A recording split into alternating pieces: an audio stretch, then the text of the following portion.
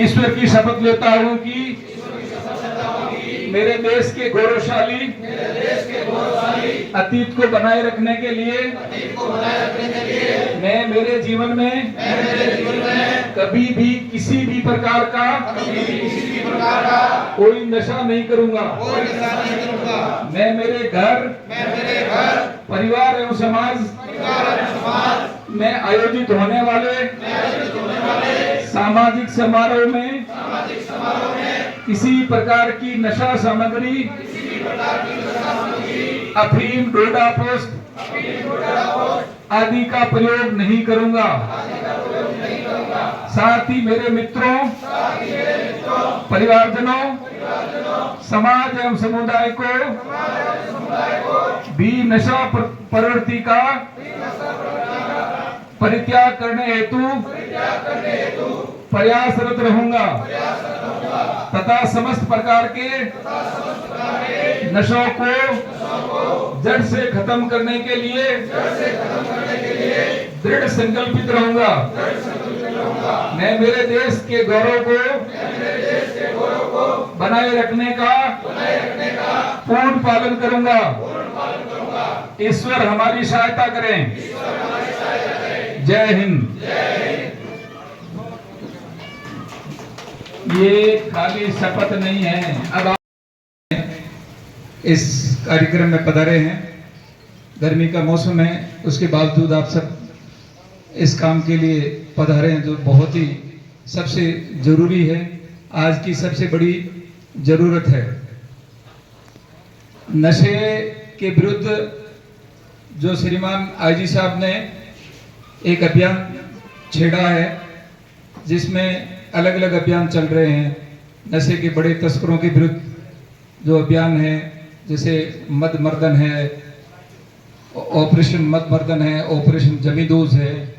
मद मर्दन के तहत बड़े नशे के जो भी जितने बड़े तस्कर है या सौदागर है, उनके खिलाफ सख्त कार्रवाई करने के लिए लगातार अभियान चल रहे हैं, जिसमें नशे की बड़ी खेप पकड़े जाने की कार्रवाई की जा रही है। नशे के जो बड़े तस्कर हैं, जिन्होंने नशे से जो बड़ी बड़ी संपत्ति बना रखी है, बड़े बड़े मकान बना लिए हैं, गाड़ियां खरीद ली हैं बड़ी, तो वो भी उसकी अब हम जांच कर रहे हैं। और जांच करके ऑपरेशन जमींदोज के तहत, जमींदोज का मतलब ही है कि मिट्टी में मिलाना, तो उस ऑपरेशन जमींदोज के तहत उन्होंने जो अकुत संपत्ति इकट्ठी की है, चाहे वो खुद के नाम हो, चाहे रिश्तेदारों के नाम हो, कोई भी संपत्ति जो कि नशे के कारोबार से, अवैध कारोबार से खरीदी गई है, तैयार की गई है, उस संपत्ति को अब पुलिस द्वारा जब्त किया जाएगा।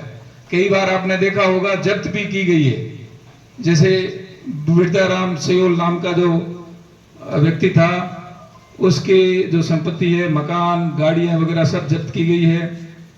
अपने भी यहाँ कई लोगों के प्रस्ताव तैयार करके भेजे जा रहे हैं और जल्दी ही कार्रवाई होगी। तो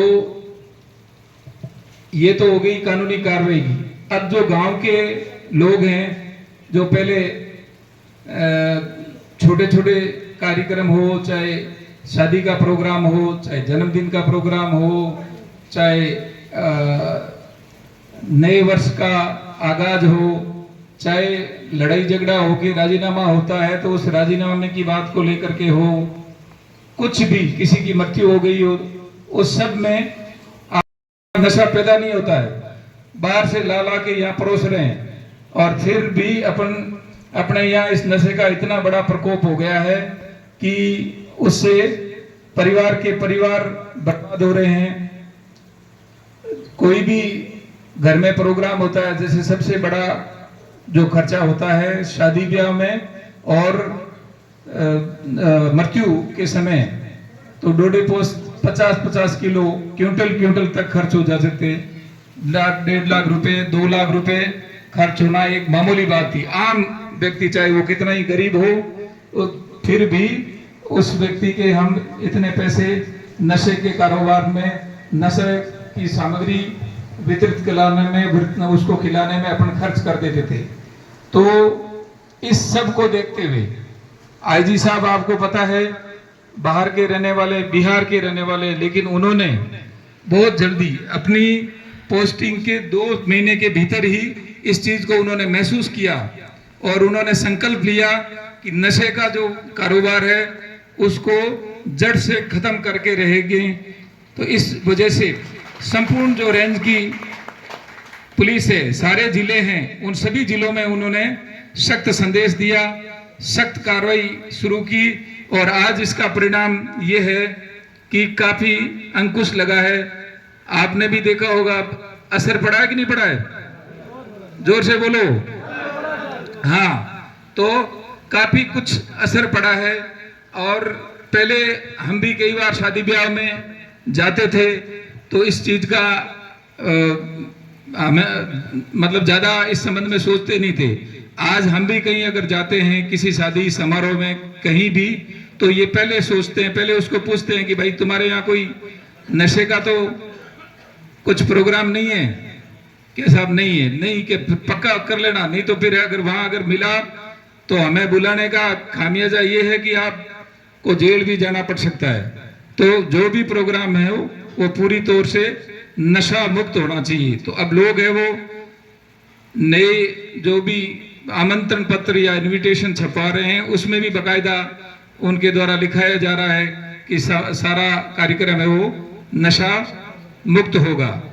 इस काम के लिए तो आपको खुशी होगी कि हमारे आईजी साहब ने 3 नए प्रोग्राम और शुरू किए हैं। एक तो ऑपरेशन गृह सुधार। गृह सुधार का मतलब है कि हमारे स्टाफ के अंदर भी कोई अगर इस तरह का बदकिस्मती से कोई उपयोग कर रहा है तो उसको भी हम छुड़ाएंगे। पहले उसकी समझाइश करेंगे और करेंगे, अगर नहीं उसमें सुधार होता है तो फिर दूसरी कार्रवाई भी की जाएगी। अगला जो होगा वो है आरोग्य। आरोग्य के अंदर आपके जितने भी कोई युवा है या बुजुर्ग है, वो कोई अगर नशा करता है तो उसकी आप लोगों के सहयोग से पहचान की जाएगी और फिर उसको हमारी मदद से या वो स्वेच्छा से ले जा करके उसको नशा छुड़वाने के लिए नशा मुक्ति केंद्र में या अस्पताल में उसको भर्ती करवाया जाएगा। और उसके लिए हम खुद प्रयास करेंगे डॉक्टर से मिल करके, या नशा मुक्ति वाला जो केंद्र चलाता है, हम खुद प्रयास करके उसका अच्छी व्यवस्था करके उसका नशा छुड़ाने का प्रयास करेंगे। और इसी तरह अगर बावजूद समझाइश के भी अगर नहीं मानता है तो फिर हम उनको एक लेटर जारी करेंगे कि भाई आप उनको भर्ती कराएं। और फिर भी अगर वो नहीं मान रहा है तो फिर अंतिम कार्रवाई वो है, फिर कानूनी कार्रवाई होगी। कौन उसको सप्लाई कर रहा है, कहां से वो ला रहा है, और अगर तलाशी में उसके पास मिलता है तो उसके खिलाफ कानूनी कार्रवाई होगी। तो अब जो भी बुजुर्ग लोग बैठे हैं, मेरा आपसे हाथ जोड़ के निवेदन है कि अब इस नशे की प्रवृत्ति को आप त्यागें। इसमें कुछ भी नहीं रखा है। मैं आपको सैकड़ों उदाहरण बता सकता हूं जिसमें परिवार बर्बाद हो गए। मैं आपको 3 उदाहरण बताता हूं। एक दिन मैं धोरीमन्ना थाने में बैठा था, तो वहां मैं थानाधिकारी की कुर्सी पे बैठा था। इतने में एक बुजुर्ग 50-60 साल का व्यक्ति वो आया और आकर के सीधा रोने लगा। मैंने पूछा कारण क्या बताइए, आपकी क्या समस्या है? तो उसने कहा कि साहब मेरे घर से है वो जीरा चोरी हो गया 2 बोरी। तो फिर मैंने पूछा किसने चोरी किया, कोई नाम पता ध्यान है? कि साहब मेरे बच्चे ने चोरी किया है। तो कारण पूछा कि भाई आपका बच्चा आपके घर से चोरी क्यों कर रहा है? कि सर वो नशा करने लग गया, नशे का आदी हो गया है और इसमें एमडी ये नशा करने लग गया। तो पहले तो मैंने उसको समझाया और मैं आपको भी समझा रहा हूं। कोई आपका बच्चा अगर नशा करने लग जाता है और आपको पता नहीं लगे, ये संभव नहीं है।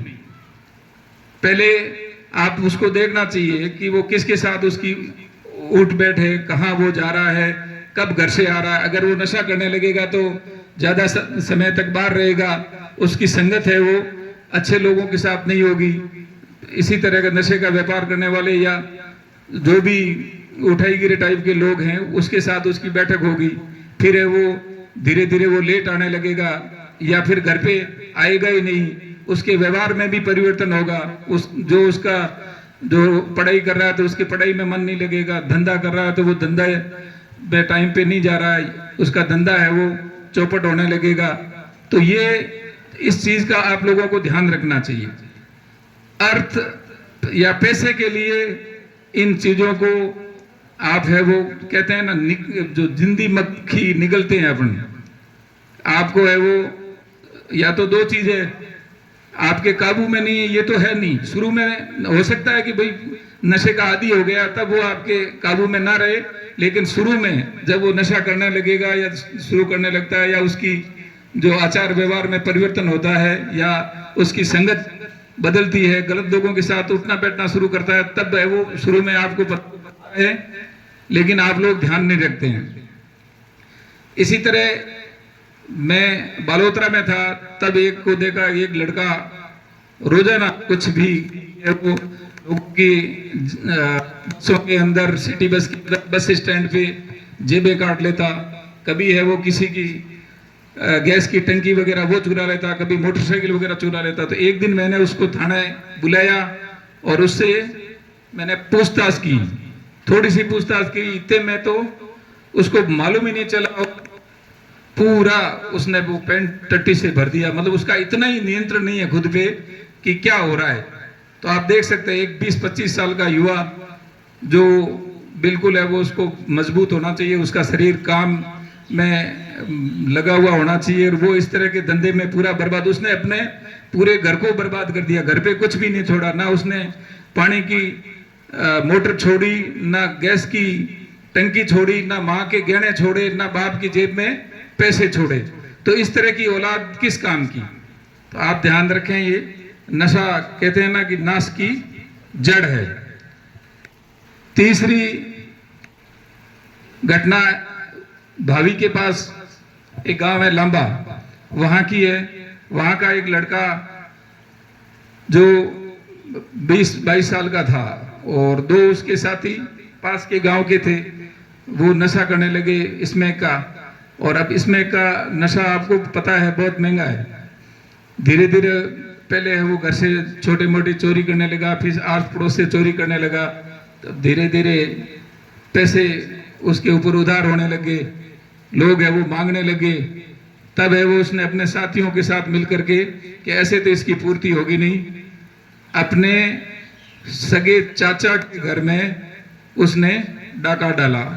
उसको पता चला कि भाई घर के जो पुरुष सदस्य और घर की जो बूढ़ी औरत थी वो सब है पड़ोस के जो शादी ब्याह का प्रोग्राम था उसमें गए हुए। घर पे केवल एक औरत और छोटी बच्चियां थी 2-3।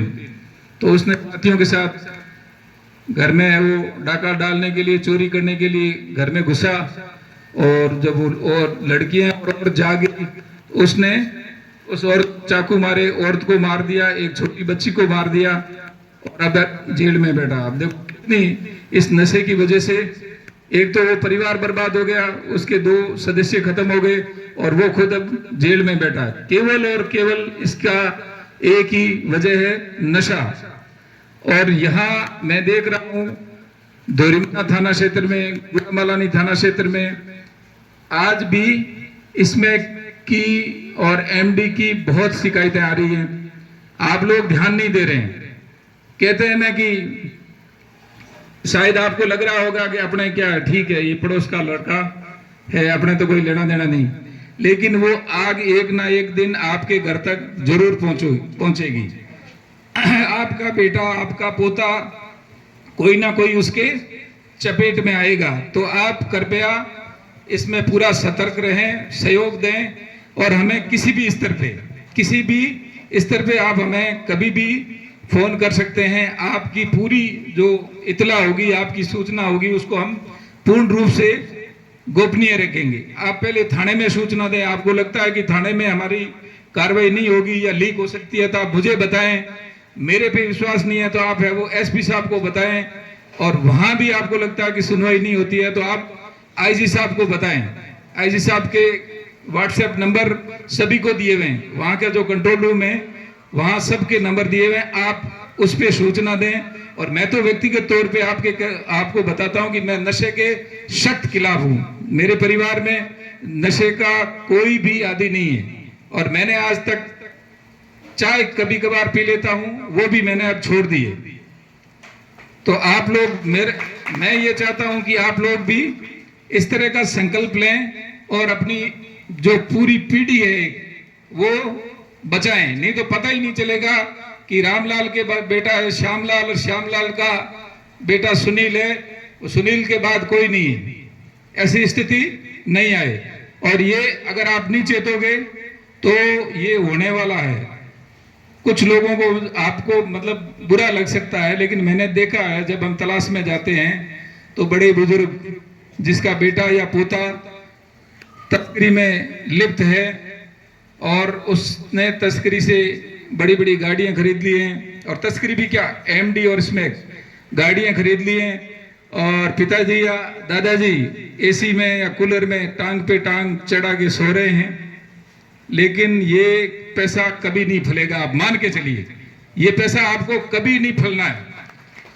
हो सकता है अभी आपको कुछ समय के लिए आपको लगता हो कि ठीक कमा रहा, लेकिन बर्बादी उसकी तय है। आप मानिए, आप अगर दूसरे का घर खराब करोगे, दूसरे का घर बर्बाद करोगे, तो आपका घर भगवान पहले बर्बाद करेगा। तो इसलिए ऐसी स्थिति ना आने दें, मेहनत करें बच्चे को। मेहनत के लिए आजकल काम बहुत है। कोई भी भूख वही मरेगा जो मतलब जिसकी पहुंच नहीं है, क्या नहीं, निपोचो वे निपोचो ही भूख मरे। बाकी कोई ऐसा नहीं है कि अभी खूब व्यापार कर सकता है, पढ़ाई कर सकता है, हर जगह काम मिल सकता है। 10-15 हजार रुपए कोई भी अगर मजदूरी के लिए भी जाता है, लेके कहीं मजदूरी करता है, तब भी वो 10-15 हजार रुपए कमा सकता है। तो कृपया इस धंधे में ना पड़ें। और आज जितने भी यहाँ लोग आए हैं, मैं उम्मीद करता हूँ सब जिस भी जगह कम से कम है वो 10 लोगों को जागरूक करेंगे। यहाँ करीब 100 लोग बैठे हैं, अगर वो 10-10 को भी जागरूक करते हैं तो 100 है तो 1000 लोगों को अपन जागरूक कर सकते हैं। और वो इसी तरह आगे और 10 लोगों को करें तो एक पूरी क्रांति फैल सकती है। और मुझे पूरी बहुत उम्मीद है, खुशी है कि आप लोगों ने अब इस पे अमल करना शुरू किया है, और हमें एक बहुत ही सकारात्मक परिणाम मिल रहा है कि आजकल है वो जो भी प्रोग्राम हो रहा है करीब करीब उसमें इन चीजों का प्रयोग बंद हो गया है। तो वैसे तो कई चीजें थी पहले समाज के दबाव में, या आपको लगता है कि भाई इस व्यक्ति ने किया है तो अब हम नहीं करेंगे तो हमारी गांव में वो नहीं होगी, इज्जत नहीं होगी या बुरा लगेगा।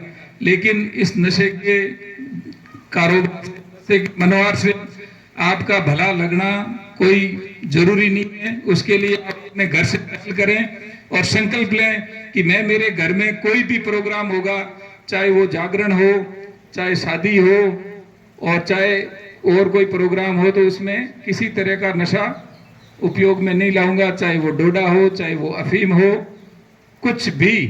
संकल्प लेंगे आप?